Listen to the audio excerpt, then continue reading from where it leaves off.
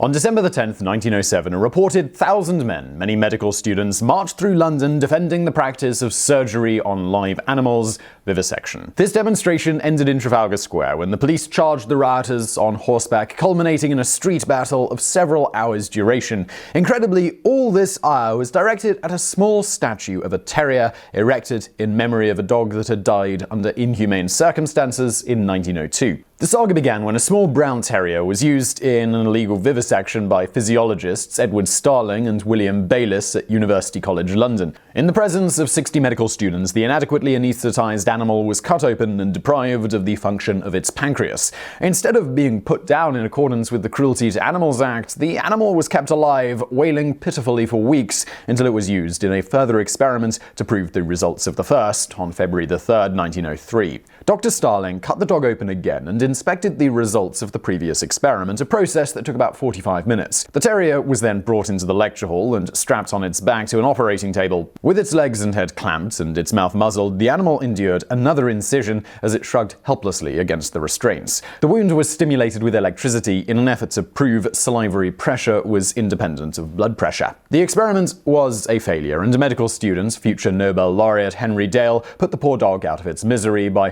putting a knife through its heart. Unfortunately for those responsible for this act of cruelty, two animal rights activists from Sweden, Lizzie Lind of Hägeby and Lisa Charteau, had enrolled in medical school solely for the purpose of exposing the cruelty of vivisection. When the women exposed the doctors at UCL, they sued for libel, claiming that they were within the law. They won the court case. The battle of public opinion was another thing, though. The anti-vivisectionists decided to take up a collection and use the funds to erect a statue in memory of the poor little dog so ill-used in the name of medicine. Battersea agreed to provide a spot for it, and in December of 1906, the memorial was unveiled. A plaque bearing this inscription read, "In memory of the brown terrier dog done to death in the laboratories of University College in February 1903, after having endured vivisection extending over more than 2 months and having been handed over from one vivisector to another till death came to his release. Also in memory of the 232 dogs vivisected at the same place during the year 1902. Men and women of England, how long shall these things be?"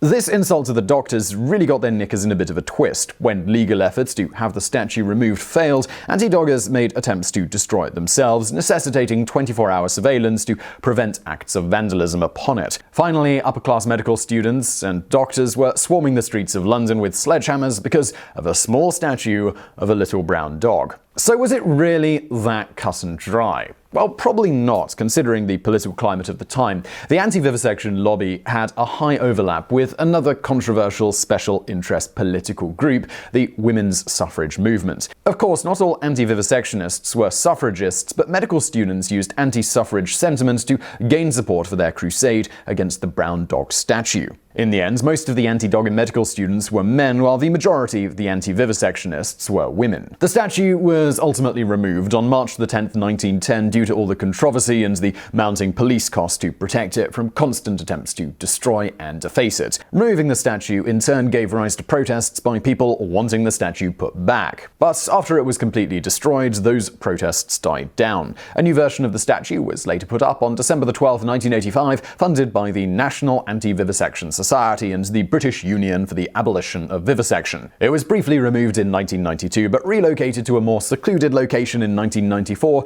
in the woodland walk of Battersea Park. So I really hope you found that video interesting. If you did, you know what to do. Hit that thumbs up button below and don't forget to subscribe. Also, brand new videos from this channel, well, on a completely irregular schedule, so the best way to find out about those is when you're subscribing, hit that notification bell, because then you'll actually get a notification when a new video comes out.